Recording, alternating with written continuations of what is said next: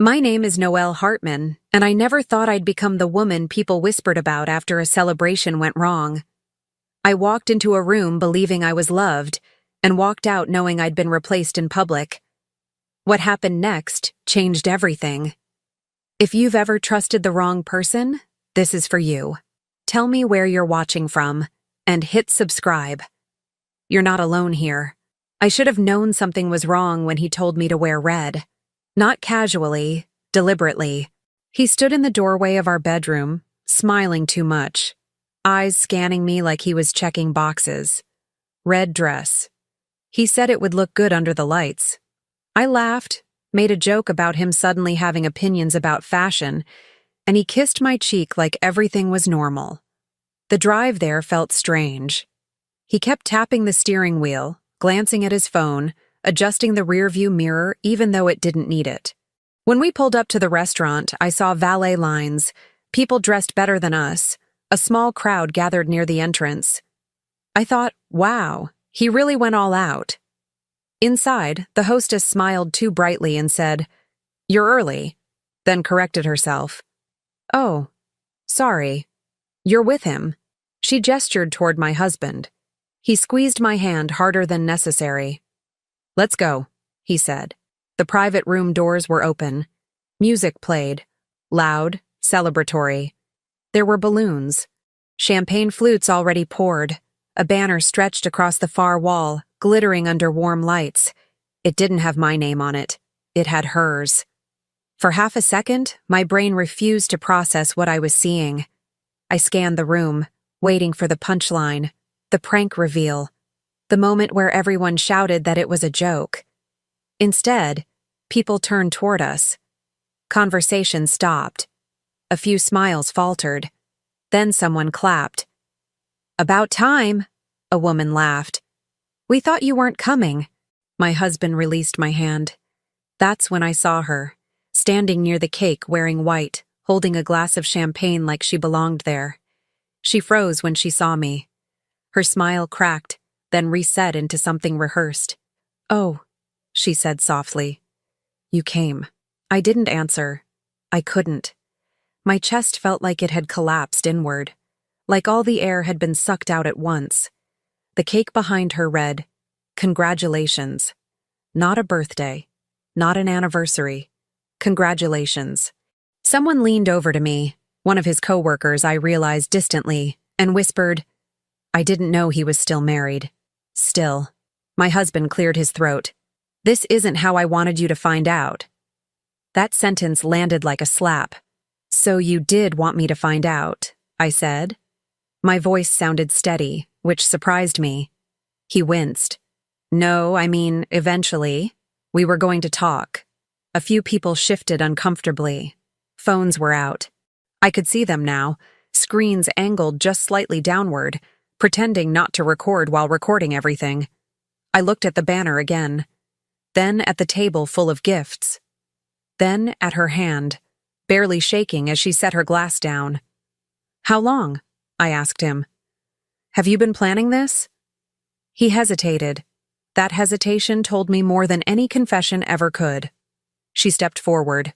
"I didn't know you'd be here," she said, like that made it better. Like I'd accidentally wandered into my own humiliation. I turned to her slowly. "You're standing under a banner he paid for with my money." That got a reaction. A few gasps. Someone laughed nervously. My husband snapped, "That's not fair." I smiled then. A small, sharp thing. "Oh, it's fair. You just didn't expect witnesses." The room felt suddenly too small, too bright. Every sound was amplified. The clink of glasses, the hum of the speakers, the quiet buzz of phones vibrating with incoming messages from people already spreading what they were seeing. She whispered his name. He didn't look at her. I realized then what this really was. Not a mistake, not a lapse. This was a replacement ceremony. He hadn't just cheated, he had staged my removal. "So this is the part where I pretend I didn't see it," I said, "where I go home quietly and let you finish celebrating." "Noelle," he started. I held up my hand. "Don't say my name like you still get to use it." Silence dropped heavy and complete. I reached for my purse. My hands didn't shake. I made sure of that. I wanted them to remember me calm. As I turned to leave, someone muttered, "This is brutal." They had no idea. At the door, I stopped and looked back, not at him, but at the room, at the people who had known, at the woman who thought she'd won something. "I hope you enjoy what you're celebrating," I said, "because you just inherited a man who betrays in public and lies in private." Her face went pale. I walked out. The valet rushed forward, confused, asking questions I didn't answer. Outside, the night air hit my lungs like permission to breathe again. My phone buzzed immediately. Then again. Then nonstop. I didn't check it. I got into the car alone and sat there, hands on the steering wheel, staring straight ahead. My reflection in the windshield looked different, older, sharper. I didn't cry, not because I wasn't broken, but because something else had taken its place. Clarity. He thought humiliation would keep me small. He thought witnesses would make me quiet. He thought I'd beg for explanations behind closed doors. He was wrong. As I drove away, one thought anchored itself so deeply it felt permanent. I wasn't leaving him. I was leaving the version of myself that ever trusted him, and I was going to make sure he remembered this night for the rest of his life. People like to say betrayal comes out of nowhere. That's not true. It comes quietly, stacking small lies on top of everyday life until the weight finally collapses. I met my husband 12 years ago, back when everything still felt negotiable. Careers, cities, dreams. He liked that I was steady. He said that word a lot. Steady. As if I were something solid he could build against. We married young enough to believe love alone was a strategy. We built a life that looked good from the outside. A clean house, a growing bank account, a rhythm that worked. When our daughter was born, I slowed down. Not because he asked me to, but because someone had to. I turned down promotions, shifted to consulting, took on the invisible labor that never shows up on spreadsheets. He said we were a team. He said my sacrifices were temporary. They never are. The money story matters. I didn't understand that at first. Part of our down payment came from an inheritance I received after my mother died. Money she'd saved quietly, deliberately for my future. I put it into our home without hesitation. We didn't draw up anything formal because I trusted him. Because we were married. Because people don't plan exits when they still believe in arrivals. Over the years, the tone changed. He traveled more. Worked later. His phone became something he guarded instead of something he forgot on the counter. I noticed, but I explained it away. Everyone's busy. Everyone changes. Marriage, I told myself, wasn't supposed to feel exciting forever. Then there were the little moments that didn't fit, the sudden interest in clothes I'd never seen him wear, the credit card statements that didn't quite line up, dinners he couldn't remember the details of, a name he mentioned once, then never again. I clocked it all, stored it somewhere deep, told myself I was being paranoid. Women are taught to doubt their instincts before they ever doubt a man. The night before the restaurant, he barely slept. I remember watching his back rise and fall, his breathing shallow, restless. He got up before dawn and showered, humming under the water like he was excited. When I asked what the occasion was, he smiled and said, "Just wait." I waited. After I left that room, after the banner, the cake, the looks, I drove until my hands started to ache. I ended up in a grocery store parking lot because it was bright and anonymous. I finally checked my phone. There were messages already. Friends. A cousin. Someone had posted a clip online. I didn't watch it. I didn't need to. I'd lived it. Then my daughter called. She was at a sleepover. She sounded small. Careful. "Mom," she said. "Are you okay?" That was the moment the ground shifted. Because whatever he'd done to me, it had now reached her. "I'm okay," I said, which was a lie but a necessary one. "Why?" She hesitated. "Dad told me not to say anything. But I don't like secrets." My chest tightened. "What secrets, sweetheart?" Another pause. Then, very quietly, He's been picking me up late from school sometimes. He says we're getting dinner, but we're not. We go sit in the car while he talks to someone. I closed my eyes. Who? She sits in the front seat, my daughter said. Dad said she's a friend from work. But friends don't hold hands like that. That was it. Not the banner. Not the cake. Not the room full of witnesses. That sentence. I thanked her for telling me. I told her none of this was her fault. I told her I loved her more than anything, which felt suddenly insufficient. After I hung up, I sat there and let the truth finish settling. This wasn't new. It wasn't impulsive. He had folded his betrayal into our child's routine. He had normalized it. That meant something in him had already crossed every line that mattered. Later that night, a friend came over. She didn't knock. She just walked in and wrapped her arms around me. She didn't ask if it was true. I've been waiting for you to see it, she said. How long? I asked. She swallowed. Long enough to be ashamed. That hurt almost as much as everything else. She told me what she knew. How people talked. How he stopped correcting assumptions about his marriage months ago.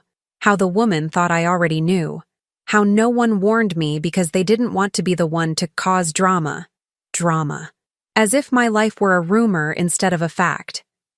By the time she left, the story was complete. Not just what he'd done, but what was at stake if I stayed silent. My daughter's sense of right and wrong. My mother's money. My own future. My dignity. I didn't feel rage yet. Rage comes later. What I felt was resolve. Because once betrayal is undeniable, the question isn't what happened. It's what you do next. I didn't sleep that night. Not in the dramatic way people imagine. No pacing, no sobbing on the bathroom floor. I lay still and stared at the ceiling, listening to the house breathe around me. Every creak felt like a memory asking to be re-examined. By morning, grief had burned itself out, leaving something colder and more useful behind. Clarity doesn't announce itself. It settles in quietly and refuses to leave. He didn't come home. That told me everything I needed to know about where his priorities were. I made coffee anyway. Packed my daughter's lunch the way I always did. Life doesn't pause just because someone breaks it.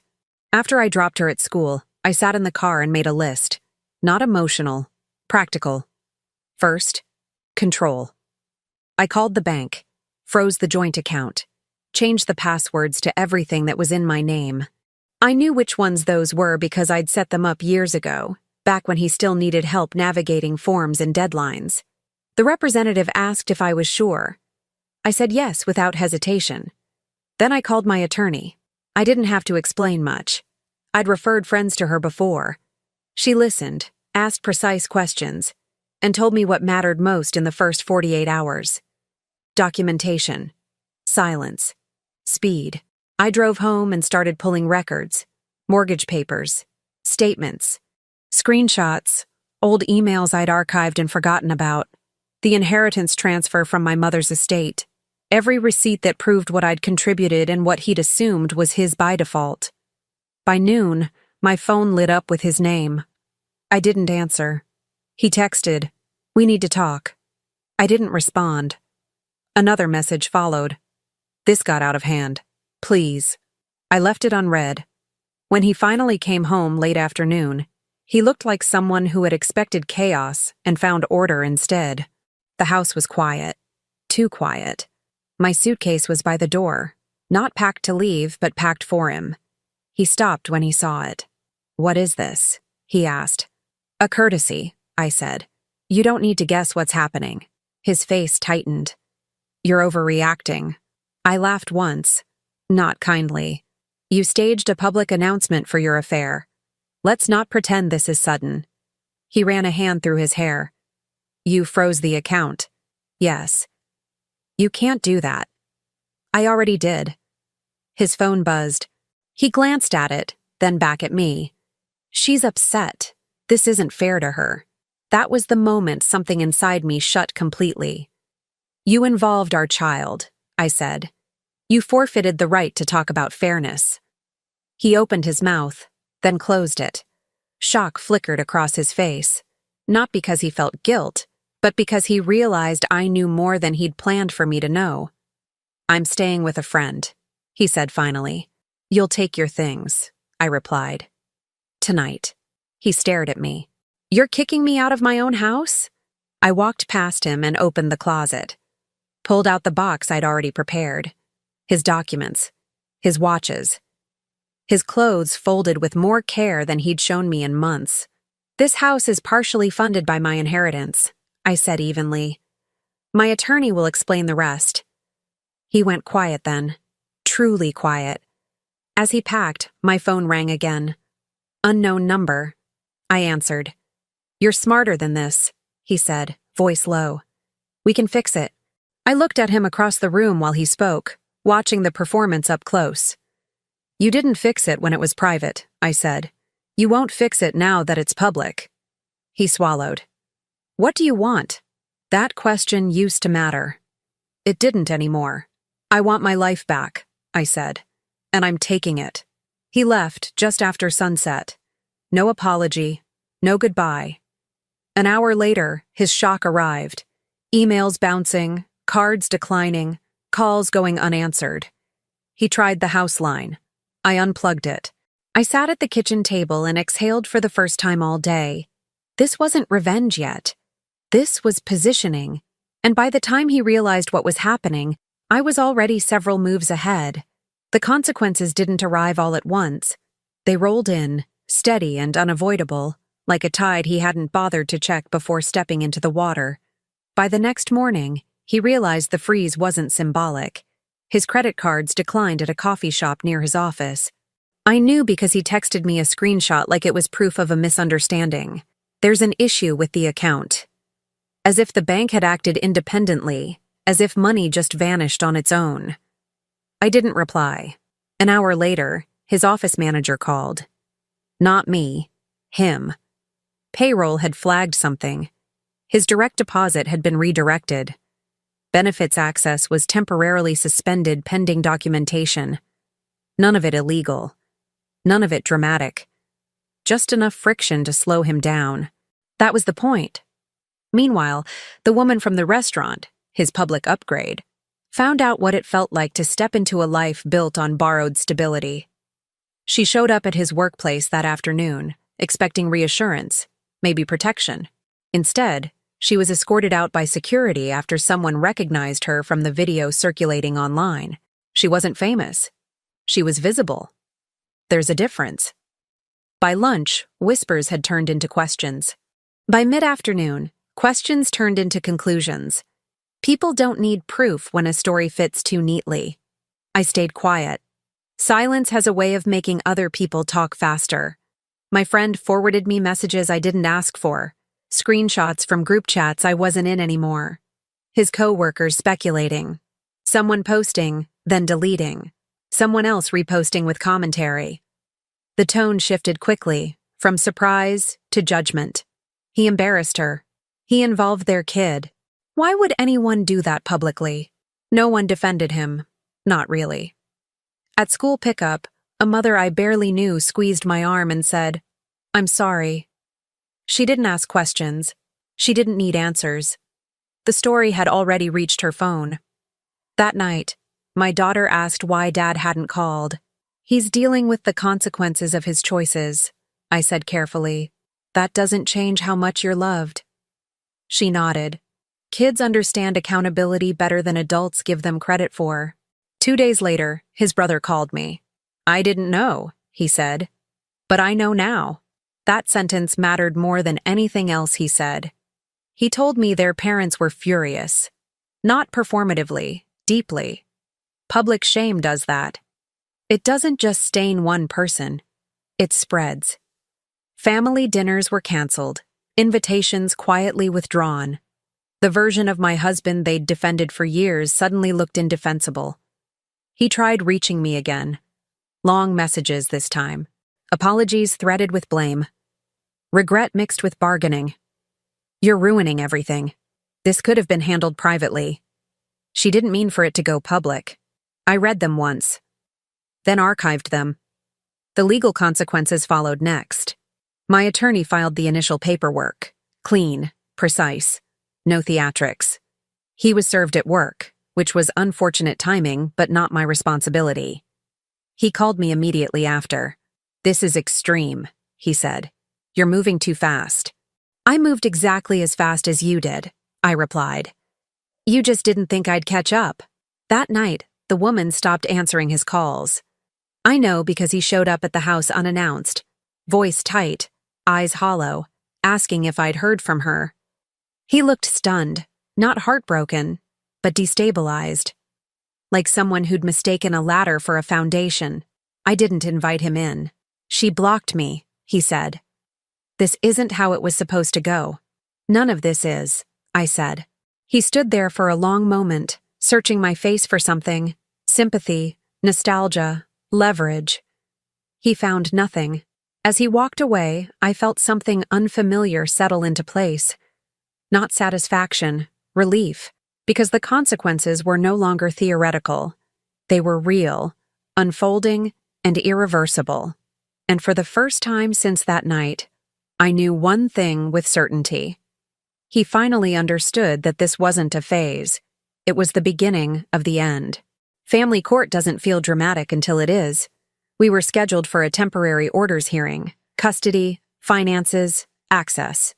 He arrived early, dressed carefully, hair styled the way he used to before client meetings. She was with him, not beside him, behind him. That detail mattered. She wore sunglasses indoors and kept checking her phone, thumbs moving too fast, eyes darting toward anyone who looked familiar. She hadn't been prepared for this kind of public. Restaurants were one thing. This was official. This was a place where stories turn into records. When he saw me, he smiled like we were still capable of polite fiction. "We can talk," he said, stepping forward. "Through counsel," I replied, without stopping. His attorney shifted. Mine nodded once. We took our seats on opposite sides of the room. People stared. Not openly, but long enough to recognize us. A woman leaned toward her friend and whispered. A man across the aisle watched with the kind of curiosity reserved for cautionary tales. My husband leaned toward the woman behind him. "It'll be quick," he said. "Just stay close." She didn't answer. The clerk called our case. We stood. The judge wasn't ready yet, so we waited, standing, exposed, suspended in that awkward space where no one knows what to do with their hands. That's when she finally spoke. "I can't do this," she said quietly. He frowned. "What?" "This," she repeated, gesturing around. "All of it." He laughed once, strained. "It's just paperwork." "No," she said. "It's consequences." The word hung there, loud enough for the people closest to us to hear. She stepped back, then another step. He reached for her arm. "Don't," she said sharply, pulling away. "You told me she knew. You told me this was settled." I turned then, not to him, to her. "It wasn't," I said. "And it isn't." Her face flushed. She opened her mouth, then closed it again. She looked at him like she was seeing him clearly for the first time. Without the story he'd sold her attached. "I didn't sign up to be hated," she said. "I didn't sign up to sit in a courthouse like this." "You signed up to replace someone," I replied. "That comes with visibility." She swallowed, took off the sunglasses. Her eyes were red. "I'm leaving," she said to him. "Figure it out yourself." And just like that, she walked away. Not dramatically. Not angrily. Efficiently. The benches rustled. Someone whispered, "Wow." My husband stood there, stunned, watching the door swing shut behind her. His mouth opened, closed, then settled into something small and tight. The judge entered. Everyone stood. We sat. The hearing was brief. Temporary custody granted to me. Exclusive use of the house confirmed. Financial restrictions upheld. The language was clean, unemotional, devastating in its precision. When it ended, the judge stood. We stood. People began to file out. My husband stayed seated. I gathered my things and turned to leave. As I passed him, he finally looked up. "You didn't have to humiliate me like this." he said, voice low. I stopped. This time I didn't keep my voice quiet. You humiliated yourself the moment you thought replacing me in public would be painless, I said. I'm just making sure it's documented. The words traveled. Not shouted, but clear. The kind that get repeated. Someone near the door raised their eyebrows. A man by the benches nodded once, slowly, like he'd just watched something inevitable conclude. I didn't wait for a response. As I walked out, my phone buzzed. A message from a friend. That line is already everywhere. Good. Outside, the sun was sharp and honest. I stood there for a second, breathing it in, feeling something settle that hadn't before. This wasn't closure. This was correction. And behind me, inside that building, a man sat alone, publicly abandoned, officially constrained, finally stripped of the illusion that he was still in control. He tried to get ahead of it. That was his mistake. 2 days after the courthouse, a post went up on his social media, carefully worded, sympathetic, polished like something written with help. He talked about private matters, misunderstandings, and the importance of protecting children from adult conflict. He didn't mention the restaurant. He didn't mention the banner. He didn't mention the woman who walked out of court without looking back. He framed himself as overwhelmed, as attacked, as a man being punished for mistakes that had been blown out of proportion. People read it. Some even liked it. Then the receipts started to drop. Not from me, from everyone else. A former coworker posted a screenshot of a calendar invite labeled Celebration Dinner, dated weeks before the restaurant. Another shared a clip from that night, clear audio this time, his voice unmistakable, laughing while someone asked if his wife knew. A woman from his office commented, then deleted, then reposted with a single sentence. This wasn't an accident. The algorithm did the rest. Someone created a hashtag. It wasn't clever. It was accurate. It paired his name with a word that doesn't fade quickly. Within hours, it was everywhere. Under his post, under the video, under articles that hadn't even been written yet but were clearly coming. He texted me in a panic. Did you do this? You're destroying my reputation. Make them stop. I didn't answer. Because the truth is, I didn't have to do anything. He had mistaken silence for protection. What he forgot was that silence doesn't belong to the guilty. It belongs to the patient. By evening, local blogs picked it up. Then a regional outlet. They didn't editorialize. They didn't need to. They laid out the timeline, the public celebration, the married status, the child mentioned in passing, the court hearing that followed. Facts have weight when they're stacked correctly. His employer issued a statement the next morning, neutral, brief, distancing. We are aware of the situation. We are reviewing internal policies. That phrase is corporate for you're on thin ice.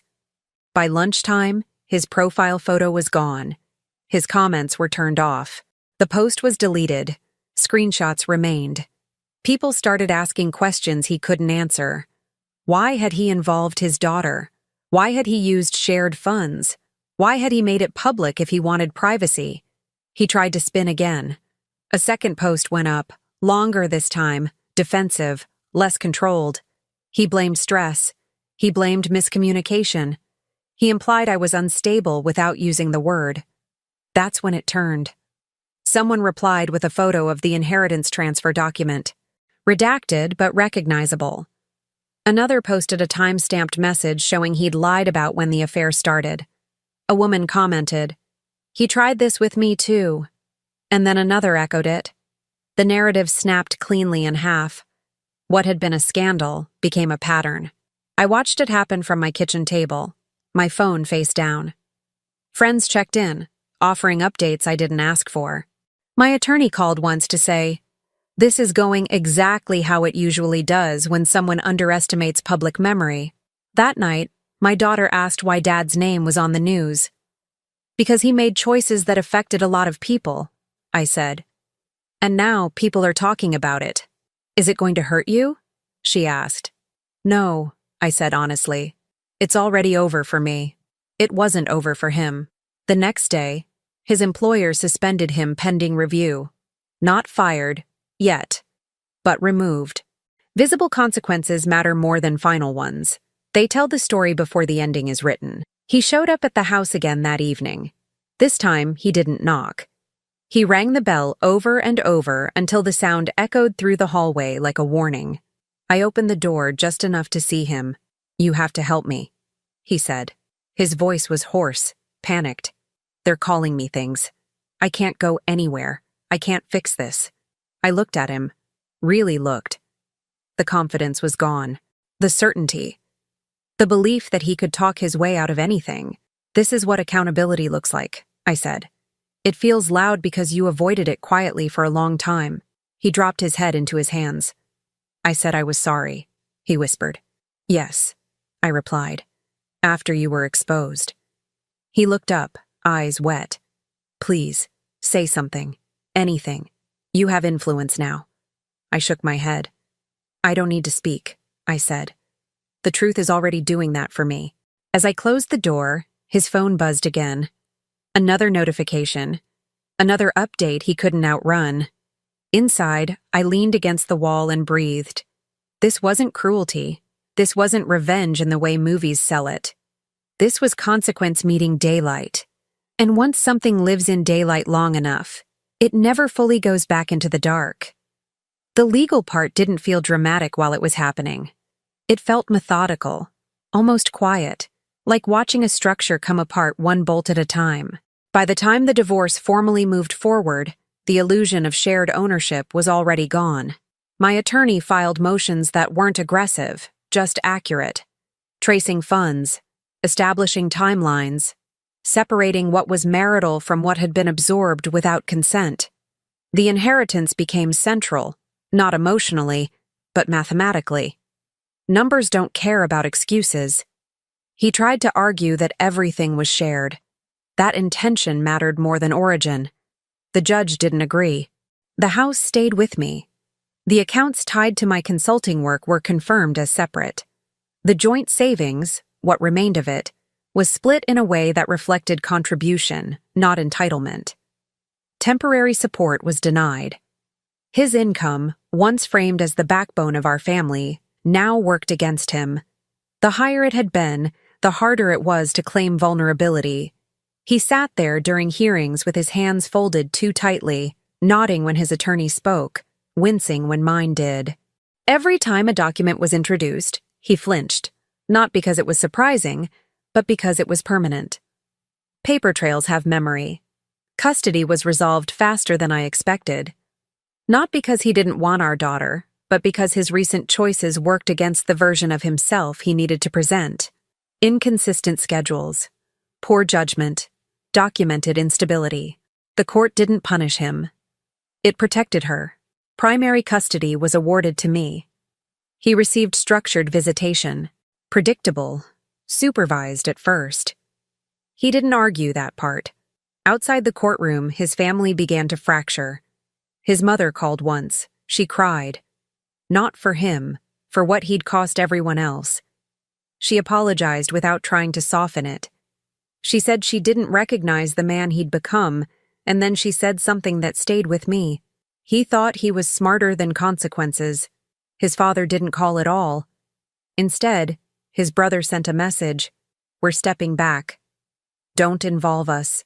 Financial support he'd always assumed would be there. Quiet loans, informal help, family safety nets. Disappeared. Not with confrontation. With absence. The woman he'd celebrated vanished completely. Not a word. Not a message. She removed herself from the narrative the way people do when they realize they're not built for long-term fallout. I didn't blame her. She hadn't broken vows. She'd just believed a man who was practiced at rewriting reality. Without her, without family backing, without unrestricted access to money, his world narrowed quickly. The suspension at work became termination. The reason wasn't the scandal, it was trust. Clients had asked questions. Partners didn't want their names near his. Reputation isn't morality, it's risk management. He rented a small place on the other side of town. Temporary at first, then longer than he'd planned. I heard this secondhand. I didn't ask. What surprised me most wasn't how much he lost. It was how little I missed. The house felt different without him. Lighter. Quieter in a way that wasn't lonely. My daughter adjusted faster than I expected. Kids do when adults stop lying. She asked fewer questions once she realized answers wouldn't change every week. One afternoon, she said, "Dad seems tired all the time." "He is," I said. "Being dishonest takes work." That night, he called. I almost didn't answer. Almost. "I didn't think it would be like this," he said. No anger. Just exhaustion. "I know," I replied. "I thought people would understand." "They did," I said. "Just not in the way you wanted." There was a long pause. "I don't have anything left," he said. I closed my eyes, not out of pity, but out of finality. "That's not true," I said. "You still have the lesson." He didn't respond. When I hung up, I felt something settle that hadn't before. Not victory, completion. Because the dismantling was done. The systems he'd leaned on, financial, familial, emotional, had corrected themselves. No shouting, no spectacle, just alignment. And from that point on, there was nothing left to take. Only one final boundary to draw. The last time we met wasn't dramatic in the way people imagine endings. There was no raised voice, no crowded room, no witnesses waiting to be impressed. It happened on a weekday afternoon, in a neutral place chosen for its lack of memory. A coffee shop near the courthouse. Bright. Clean. Anonymous. He was already there when I arrived, sitting near the window, hands wrapped around a paper cup he hadn't touched. He looked smaller. Not physically, something else. Like the version of himself that once took up space had been quietly folded away. I didn't hug him. I didn't ask how he was. I sat down, set my bag beside me, and waited. He cleared his throat. "Thank you for coming." "This is the last time," I said, not unkindly, just clearly. He nodded. "I know." For a moment, neither of us spoke. Outside, people passed by carrying drinks, laughing, living. I noticed how little the world cares about personal collapse. "I lost my job," he said finally. "I'm aware." "I'm not telling you to make you feel bad," he added quickly. He stopped. Rethought it. I don't know how this became my life. I studied his face. The lines around his eyes were deeper. His hair wasn't styled anymore. The confidence he'd worn like armor had been replaced by something exposed and uncertain. "It didn't become your life," I said. "It revealed it." He flinched. "I made mistakes," he said. "I know that. I'm not denying it." "Mistakes are accidents," I replied. "You made decisions." He looked down at his hands. "I never meant to hurt you." I leaned back in my chair. "That's the problem. You never meant anything beyond yourself." He swallowed hard. "I loved you." I didn't answer right away.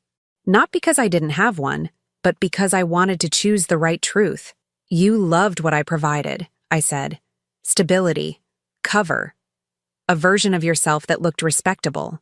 "That's not fair," he whispered. "It's accurate," I replied. "And accuracy is all that's left between us." His eyes filled, not theatrically, quietly. He wiped them with the heel of his hand and laughed once, broken and embarrassed.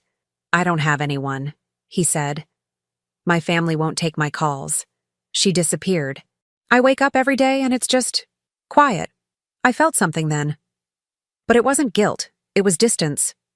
"You're describing consequences," I said. "Not loneliness." He looked up at me, desperate now. "I need your help." There it was.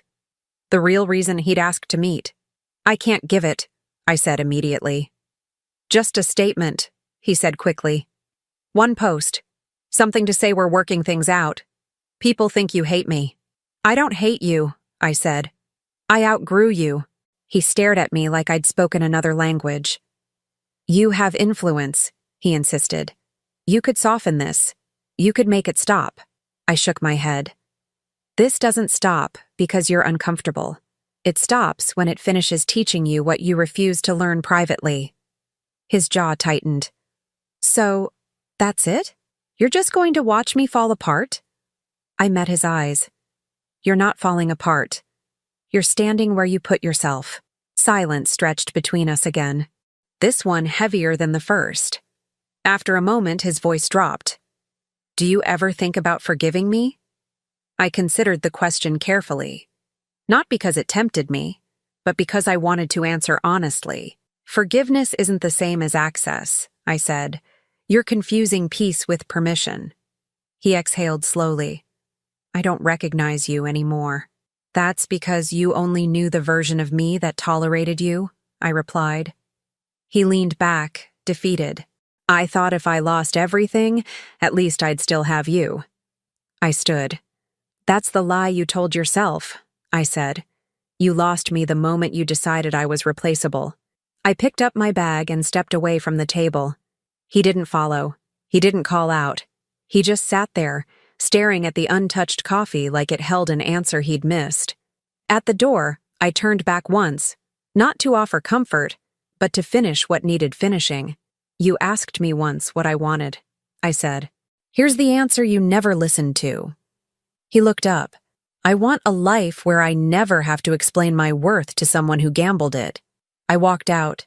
The sun was warm, the sidewalk solid under my feet. My phone buzzed in my bag, but I didn't reach for it. I didn't need updates anymore. I didn't need validation. Behind me, in that quiet coffee shop, a man sat alone with the full weight of his choices. And ahead of me, for the first time in a long time, there was nothing pulling me backward. Only space. Only forward. Time doesn't heal in the way people promise. It clarifies. 6 months passed before I noticed the quiet had changed. It was no longer the absence of him. It was the presence of myself. Mornings felt unhurried. The house settled into a rhythm that belonged to us, not to what we'd been managing around. My daughter grew taller in that time. Stronger, too. Not hardened. Clear. She asked fewer questions about why things happened and more about what came next. We built routines that didn't revolve around disappointment. Sunday walks, late dinners where no one checked a phone, laughter that didn't feel like relief. Work followed the same pattern. I took contracts I'd once declined, led projects instead of supporting them. People responded differently when I stopped explaining myself. Confidence, I learned, isn't loud. It's decisive. Occasionally, his name surfaced. A mutual acquaintance would mention a move that didn't work out, a job that fell through, a life that stayed stalled, not with cruelty, with indifference. That was the difference. He became a story without relevance. The house changed too. I repainted the room we'd argued in the most, gave away furniture that carried tension, and kept the things that felt neutral, then let them become mine. My mother's photo stayed on the shelf where I could see it every morning. That felt right. One evening, my daughter asked, "Are you happier now?" I thought about it. Really thought. "Yes," I said. "Because I'm honest." She smiled. That was enough. I didn't block him out of anger. I let him go because boundaries need consistency. The court handled logistics. I handled my peace. The two never overlapped again. Sometimes, in quieter moments, I reflected on the night that started everything. The lights, the banner, the certainty with which he believed he could erase me publicly and move on cleanly. I realized then how small his vision had been. He thought freedom came from replacing. I learned it comes from refusing to be replaceable. There was no dramatic triumph at the end. No moment where everything felt perfect. Just a steady sense of alignment, of life matching truth again. That was enough. Betrayal doesn't destroy you when you stop carrying it. It becomes information, a marker, a line you never cross again. I didn't get closure from him. I got it from leaving. And that turned out to be the most powerful ending of all. Thank you for staying with me until the end. If this story made you feel seen, understood, or a little stronger, click the hype button and let it land. I'd really love to hear your thoughts or your own experience in the comments. You never know who might need your words. And if stories like this matter to you, hit subscribe and the like button so you don't miss the next one. I'm glad you were here with me.